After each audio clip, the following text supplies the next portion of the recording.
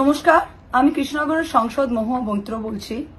আজকে আমাদের মাননীয় প্রধানমন্ত্রী, আমাদের ভূপর্যটক প্রধানমন্ত্রী আবার তিনি বিদেশ ভ্রমণে গেছেন। এত লম্বা বিদেশ ভ্রমণ বোধহয় এর আগে কোনো প্রধানমন্ত্রী করেননি।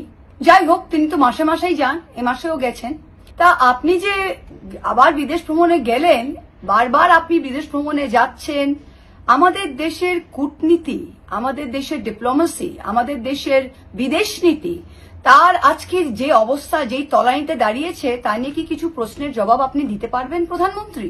প্রথম, যে আজকে leader of the free world যিনি প্রেসিডেন্ট ডোনাল্ড ট্রাম্প, মার্কিন যুক্তরাষ্ট্রের রাষ্ট্রপতি, তিনি কিন্তু বারবার বলে যাচ্ছেন তিনি ইন্ডিয়া আর পাকিস্তানের মধ্যে ভারত পাকিস্তানের যুদ্ধের বিরতি তিনি করিয়েছেন। তিনি বারবার বলে যাচ্ছেন। তিনি এটাও বলছেন যে পাকিস্তান তার বন্ধু এবং Pakistan is a great nation.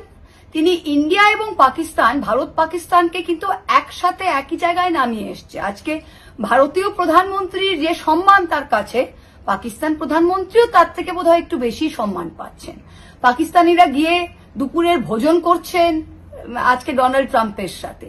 তা আপনার যে এত বিদেশ নীতি, এত কূটনীতি, এটাই হলো?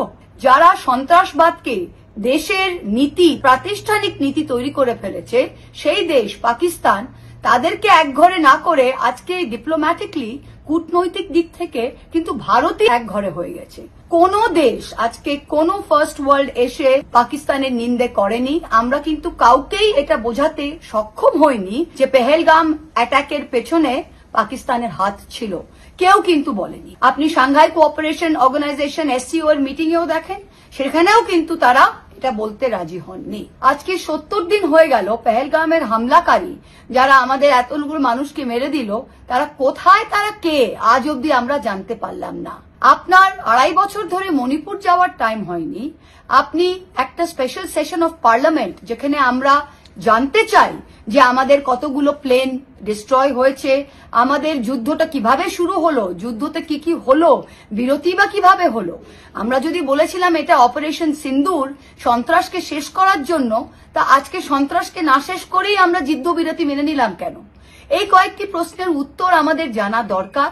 আর আজকে পাকিস্তান গ্লোবাল এরিনাতে, পাকিস্তান কিন্তু সব দেশের মধ্যে আন্তর্জাতিক সংস্থা থেকে টাকা পাচ্ছে, বিদেশ থেকে তারা প্রত্যেকটা দেশ থেকে সম্মান পাচ্ছে। তা আপনি যে আবার ঘুরতে গেছেন প্রধানমন্ত্রী, এর ফলটা কি? আর এতদিন যে আপনি ভ্রমণ করেছেন, এর আমাদের বিদেশ নীতিতে কি লাভ হয়েছে? এই প্রশ্নগুলোর উত্তর একটু বলতে পারবেন? ধন্যবাদ।